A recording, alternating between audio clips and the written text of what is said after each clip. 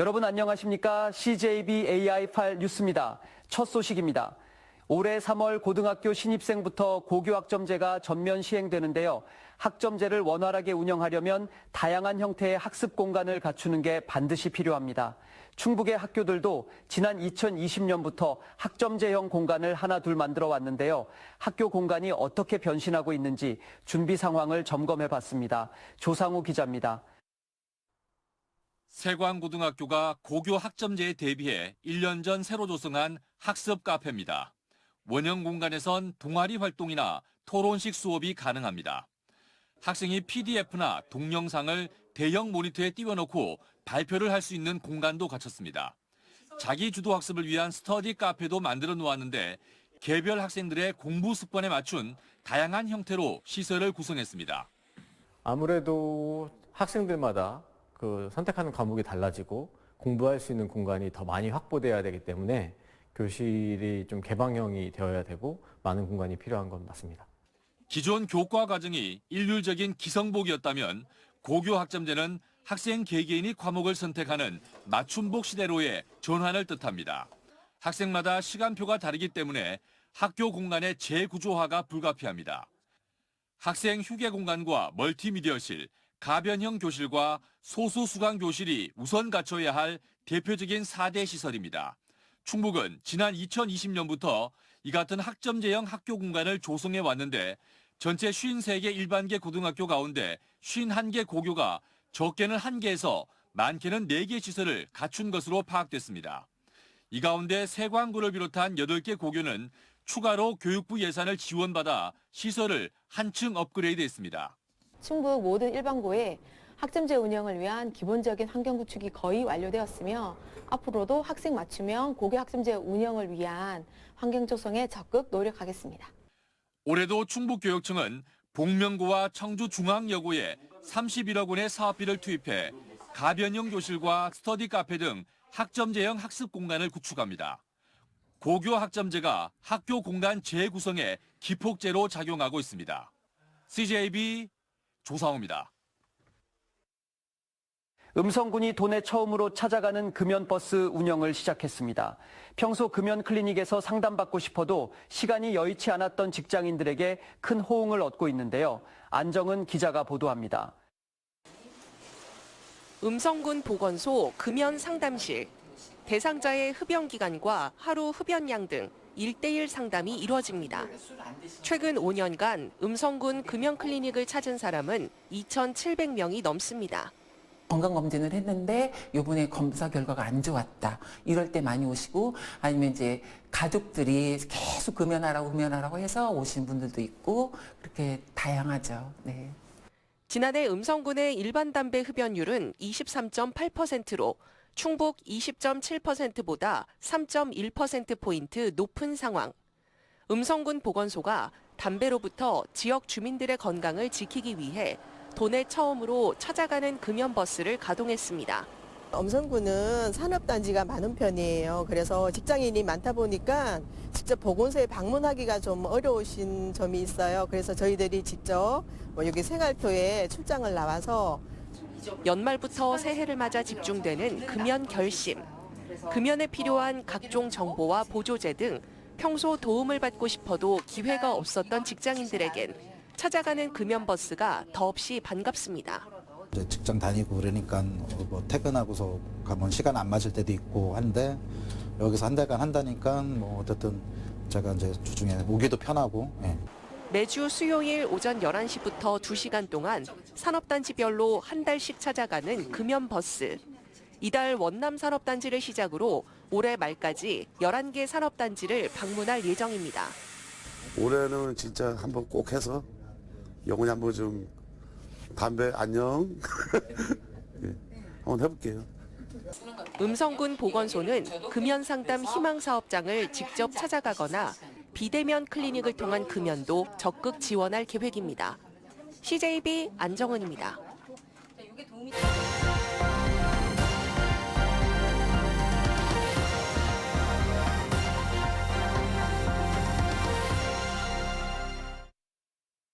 요즘 아시아의 쌀이 모자랍니다. 필리핀은 식량 안보 비상사태를 선포했고 일본도 쌀값이 폭등하고 있습니다. 남의 나라 이야기로만 치부할 수 없는 상황인데 우리나라는 쌀 재배를 줄이기 위해 올해부터 벼 재배 면적 조정제까지 도입해 이래도 되나 하는 목소리가 나오고 있습니다. KNN 박명선 기자가 보도합니다. 세계 최대 쌀 수입국인 필리핀이 현지 시간으로 4일 식량 안보 비상사태를 선포했습니다. 지난 2023년과 비교해 쌀 가격이 20%가량 오르면서 공급에 비상이 걸린 것입니다. 쌀 부족은 이웃 일본도 마찬가지입니다. 햅쌀 평균 도매가는 60kg 기준 22만 원으로 지난해보다 50%가 비쌉니다. 모두 폭염과 이상 고온 현상이 원인인데 일부 마트는 물량이 없어 한 가족당 한 포대 한정 판매까지 합니다. 하지만 우리나라에서는 쌀 생산 감소를 위해 올해부터 벼 재배 면적 조정제 도입을 결정했습니다. 쌀 재배 면적의 11%에 해당하는 8만 헥타르를 대폭 축소하기 위해서입니다. 경남 역시 축소 대상 면적의 8%인 7천 헥타르를 줄여야 하고 부산도 196 헥타르를 줄여야 합니다.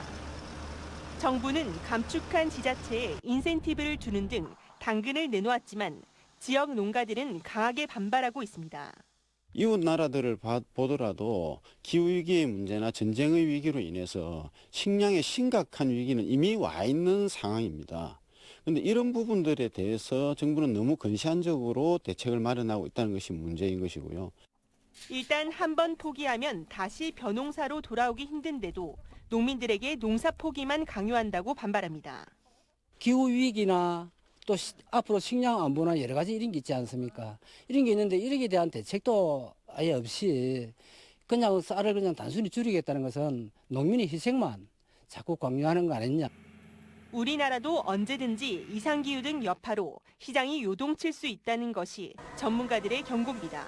온도가 더 높아지게 되면 종자를 생산할 수가 없어요. 그러니까 쌀 생산량은 당연히 줄어들겠죠. 그 기후변화의 다양한 양상들이 우리가 볼 때 비관적일 수 있는 그런 시기가 매우 가까이 다가왔다 이렇게 보시면 됩니다.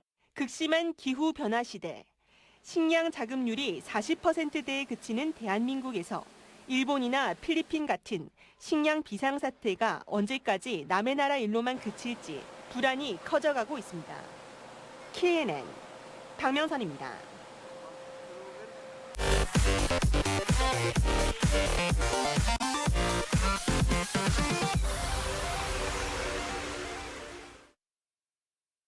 하마평이 무성했던 충청북도 정무특별보좌관이 다음 주 선임될 것으로 보입니다.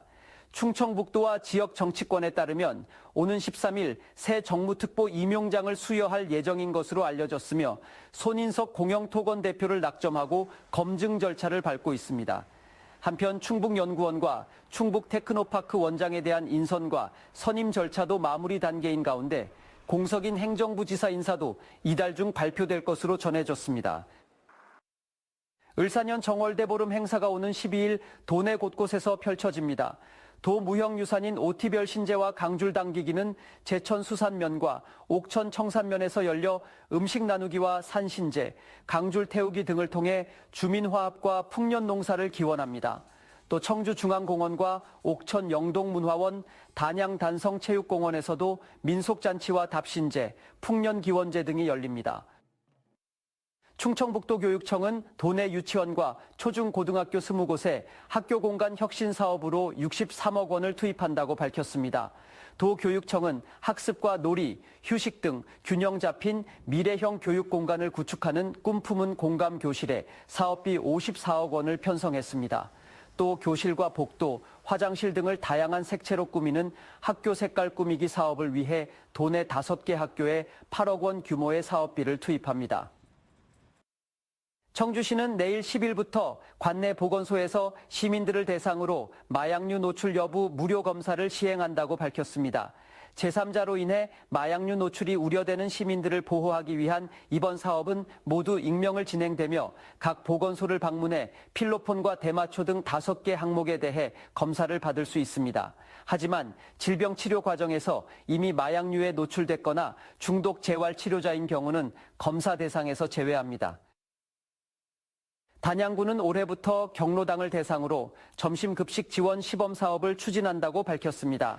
급식 지원 시범 사업은 8개 읍면에 20개 경로당에서 연 6개월 이상 주 5일 이상 점심을 제공하게 되는데 분여회와 노인 일자리 사업 인력을 경로당에 배치해 급식을 지원하는 방식입니다. 단양구는 50인 미만 경로당에 월 30만 원과 50인 이상 경로당에 월 50만 원의 운영 지원금을 지급하고 식사 인원에 따라 부식비를 차등 지원할 방침입니다. 자신을 무시하고 타박한 것에 불만을 품고 전 직장 동료를 살해하려 한 30대에게 징역형이 선고됐습니다. 청주지방법원은 지난해 9월 진청군 덕산읍의 한 물류회사 주차장에서 전 직장 동료 B씨에게 흉기를 휘둘러 가슴과 배 등을 다치게 한 30대 A씨에게 징역 4년을 선고했습니다.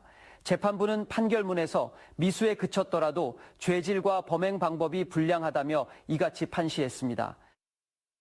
끝으로 날씨입니다. 충북지방은 오늘 오후 들어 서쪽 지역을 중심으로 눈발이 시작돼 자정까지 1cm 미만의 눈이 내릴 것으로 보입니다. 도내 곳곳에서는 내일 오전까지 눈이 내리겠습니다. 오늘 한낮 기온이 오르면서 청주와 옥천 2곳에서 한파주의보가 해제됐고 나머지 9곳은 한파특보가 이어지고 있습니다. 일부 지역은 오는 11일까지 한파특보가 계속되겠습니다. 내일 아침 최저기온은 영하 15도에서 7도의 분포로 오늘보다 최고 3도가량 오르겠습니다. CJB AI 8 뉴스였습니다. 시청해주신 여러분 고맙습니다.